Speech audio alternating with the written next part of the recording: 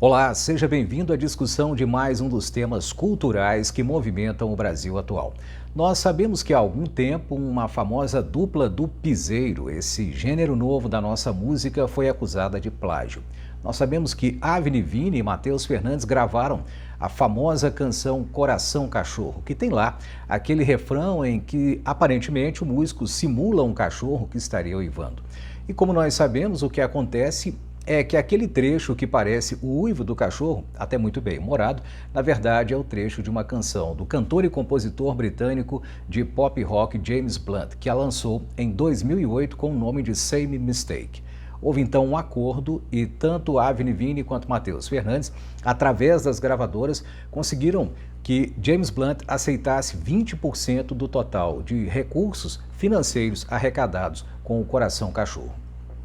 Esse, entretanto, está muito longe de ser o caso único que nós temos na música, na arte e em outras áreas da cultura brasileira que trata de um suposto plágio, de uma suposta cópia que foi feita de maneira indevida. E é um assunto fundamental, porque trata em algo muito interessante para quem está estudando, muito interessante para quem está escrevendo, que é a questão da originalidade. Você se considera original? O que é, afinal de contas, a originalidade, que parece até difícil de ser encontrada na música. E, de fato, na música, no cinema, na literatura, mesmo na ciência e nos negócios, é muito improvável a originalidade completa. Vamos ver aqui um outro exemplo recente que ilustra o que eu estou tentando dizer. A cantora e compositora britânica Adele, de grande sucesso, lançou em 2015 uma canção, que é uma canção muito famosa, Million Years Ago, que de fato se parece muitíssimo com outra canção. Vamos ouvir um trecho rápido daquilo que gravou Adele. I only wanted to have fun, learning to fly, learning to run. Uma bela canção que tem, aliás, uma levada bastante brasileira, e isso parece estar muito longe de ser uma coincidência. Na verdade, Adele foi acusada pelo compositor brasileiro Toninho Gerais de ter plagiado a música Mulheres, que ele fez para ser gravada por Martinho da Vila, um cantor e compositor brasileiro que a lançou em 1995. Vamos ouvir aqui o original.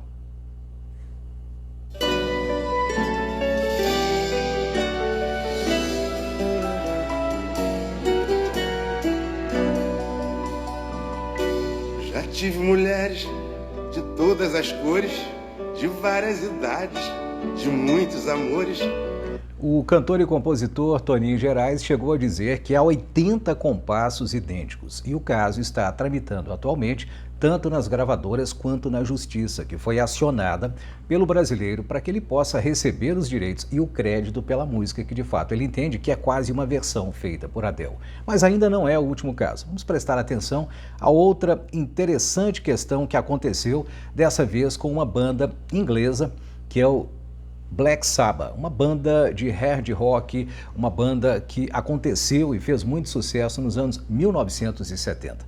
Uma das canções mais famosas do Black Sabbath, gravada por Ozzy Osbourne, que foi um de seus vocalistas, é Sabbath Bloody Sabbath, algo como um sábado sangrento, numa referência a rituais de bruxaria. Veja o início dessa canção, lançada ao final de 1973.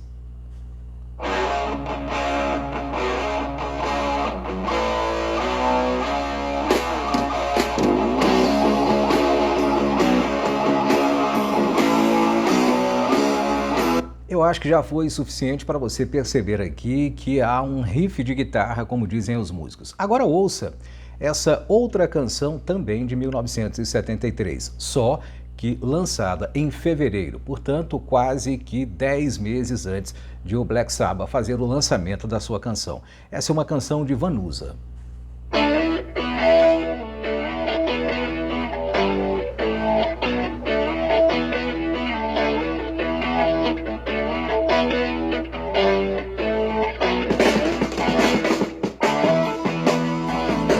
Eu Eu acho que nem preciso dizer a você que são bastante semelhantes esses riffs de guitarra, essas introduções feitas com guitarra, e Vanusa, em mais de uma ocasião, declarou que seria impossível ela ter copiado a banda inglesa, porque ela lançou o seu álbum, como eu disse, 9 ou 10 meses antes de o Black Sabbath fazer o lançamento lá no Reino Unido. Vamos a um outro caso para que você possa acompanhar o que se deu. Esse outro caso envolvendo um grupo famoso do chamado Afropop, que é o Sauti Sol. Sauti Sol é um grupo queniano muito comunicativo que faz uma música africana misturada com uma música pop.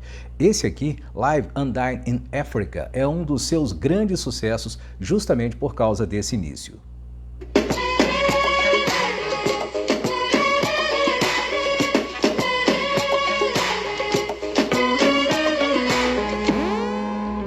Está aí esse início, que aliás é muito comunicativo e é muito interessante, lançado pelo Sauti Sol lá no Quênia e também em toda a Europa e nos Estados Unidos em 2015. Acontece que em 2013 foi feita no Brasil uma música e ela foi lançada por Nana Caymmi, por Dori Caymmi e por Danilo Caymmi, filhos do compositor brasileiro Dorival Caymmi. Vamos ouvir aqui a versão que eles fizeram 2 anos antes, ou a música que eles compuseram nesse período.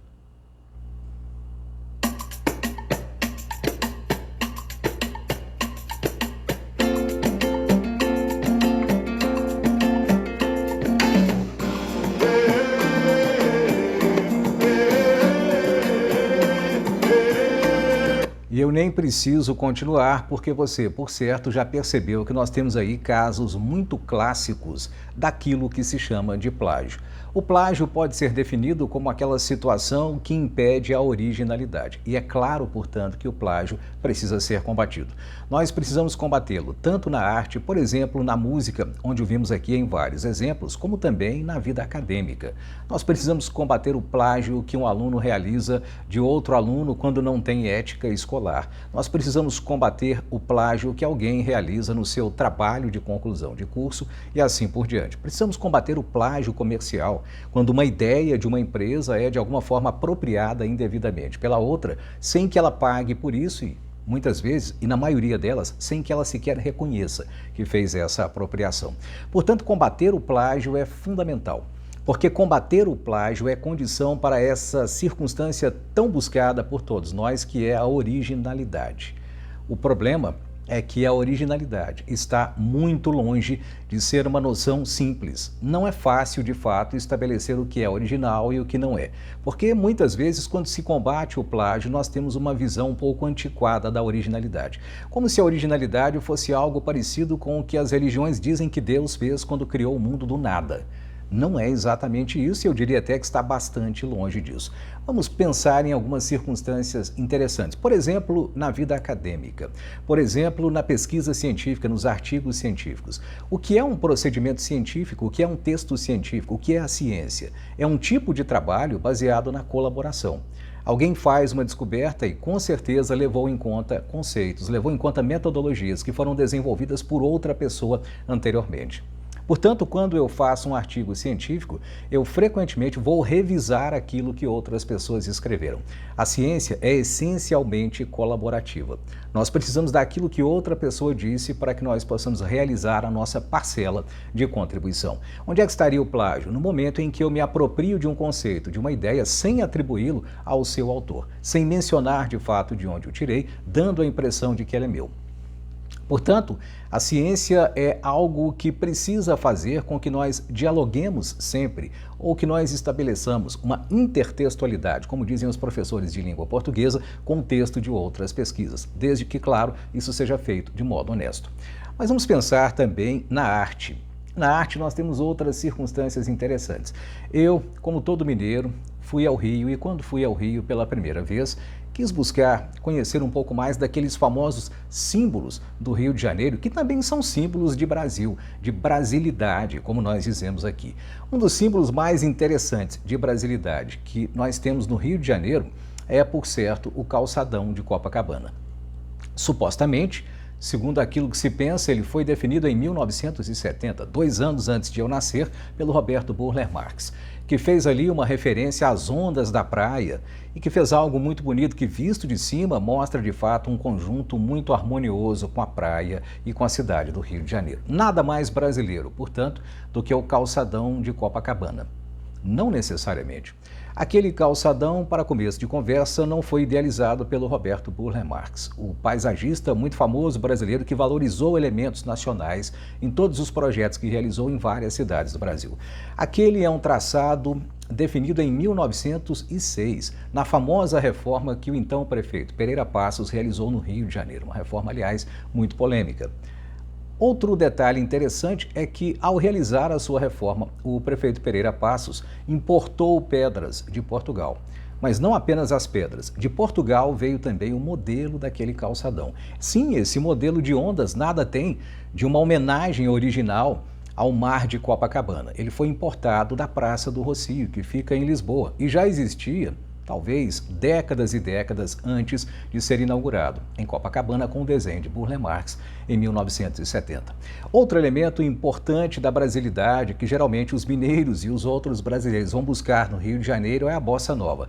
Nada mais brasileiro nas telenovelas da Globo, em alguns filmes e séries, do que a bossa nova. Tom Jobim, Vinícius de Moraes e tantos outros que encantaram o Brasil. A bossa nova, tão brasileira, tem como um de seus símbolos o violão. O violão, eu nem preciso dizer, é um instrumento europeu de origem medieval que se transformou e veio para o Brasil, como foi para muitos outros locais. Está muito longe o violão de ser, de fato, algo brasileiro, algo genuinamente brasileiro. Mas nós podemos dizer que a própria bossa nova, que a estrutura musical da bossa nova está também muito longe de ser algo genuinamente brasileiro, originalmente brasileiro. E por quê? Porque, de fato, o que nós entendemos por bossa nova, tal como ela foi criada por João Gilberto e outros, é uma mistura do samba, o samba mais lento com aqueles ritmos, com aquelas melodias, com aquelas harmonias de um tipo de jazz norte-americano dos anos 1950, de que, aliás, eu gosto muito, que é o cool jazz. Shorty Rogers, Gary Mulligan e tantos outros, como Chet Baker, criaram uma estética nos Estados Unidos que se misturou perfeitamente ao samba lento e permitiu a João Gilberto e outros criar o que nós entendemos como genuinamente brasileiro. Esse gênero que tem no violão o seu símbolo, o violão, que, como eu disse, é europeu.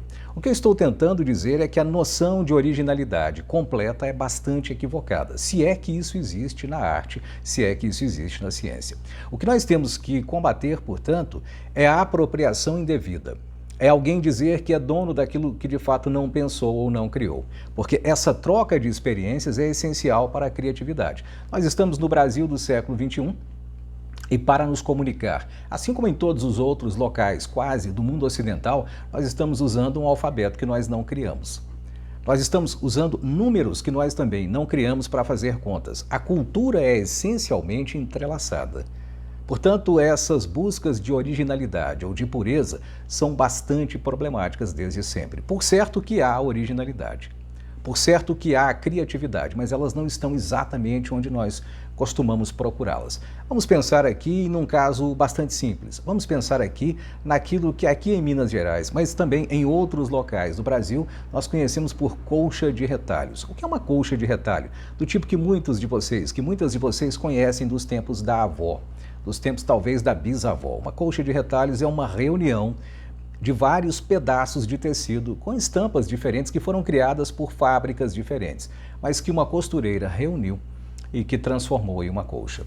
A pergunta que eu faço é a seguinte: a costureira criou aqueles padrões? Não. Mas essa colcha foi criada por ela. Essa colcha é original da mente da costureira que a produziu, porque existem maneiras infinitas de juntar os retalhos. Eles poderiam ser juntados de tantas maneiras quantas fossem as pessoas dispostas a juntá-los, ou seja, cada um vai produzir, se souber costurar, um tipo de colcha de retalho. É claro que se pode imitar a colcha de alguém, mas quando nós pensamos numa situação normal, o que nós temos é que cada colcha de retalho será, de fato, o retrato de um tipo de combinação que só uma pessoa fez. A originalidade, portanto, na arte e na ciência se aproxima muito mais da colcha de retalhos do que desse milagre de criar do zero um universo inteiro, como nos relatos religiosos. Isso é muito importante porque uma das tarefas da educação é, por certo, como disse, combater o plágio. Mas outra importante tarefa da educação é ensinar a pensar de maneira criativa. porque a criatividade cria soluções para os problemas que nós temos. Vamos pensar, por exemplo, em um problema de transporte. Nas grandes cidades do Brasil e do mundo havia muita gente preocupada com a falta de transporte. E muita gente que ia trabalhar de carro e queria uma espécie de ajuda para dividir a conta do combustível. Pois bem, inventou-se aí a carona paga? Claro que não, a carona paga existe há muito tempo. Inventou-se um aplicativo, o Uber, que une a pessoa que busca uma carona com aquele que quer oferecê-la. Vamos pensar em algo como o smartphone. Será que Steve Jobs inventou a internet? Por certo que não. Será que inventou a câmera? Também não. O rádio e até os aplicativos? De modo algum. O que ele fez foi idealizar um produto, o nosso smartphone, que consegue ter tudo dentro dele. Portanto, a originalidade e a criatividade, que são socialmente úteis, frequentemente são aquelas que vão misturar elementos. É por isso que na Semana de Arte Moderna e em tantos outros movimentos da cultura brasileira, mas sobretudo com os modernos, nós temos algo muito importante. Esta semana que agora completa 100 anos, que a partir de fevereiro começa a ser celebrada, ela deu origem a várias linhas de pensamento. Uma delas é a chamada antropofagia cultural. Como nós sabemos, ela foi lançada em 1928 pelo Oswald de Andrade, que é um importante escritor do movimento modernista.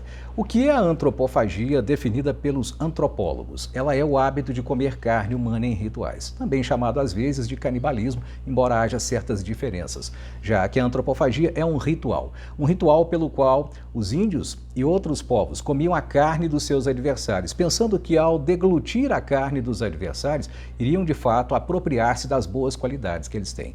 Oswald, então, brincando com essa ideia da antropofagia física, criou a antropofagia cultural e disse o seguinte: a cultura brasileira não será de fato totalmente original, porque nada é totalmente original. Então o que nós temos que fazer? Nós temos que assimilar tudo aquilo que vem de fora, mastigar aquilo, aproveitar o que importa e descartar aquilo que não importa. Toda cultura sadia, toda cultura saudável, segundo a perspectiva do Oswald de Andrade, no chamado movimento antropófago e no manifesto antropófago, que é muito importante, também chamado antropofágico às vezes, a ideia central de Oswald e de outros modernistas que o seguiram e de outros teóricos da cultura é que originalidade existe sim, mas ela é uma maneira de combinar elementos que já existem. Ela não é uma invenção. Portanto, mesmo na arte, nós podemos dizer que em algumas destas canções que aqui estão, o que nós temos talvez seja até uma apropriação em parte inconsciente. Nem todos esses tipos de plágio foram produzidos por pessoas que queriam deliberadamente lesar os direitos de outras e apresentar como sua uma criação que não é. Alguns deles podem ter sido inconscientemente influenciados e isso já aconteceu em várias ocasiões na história da humanidade.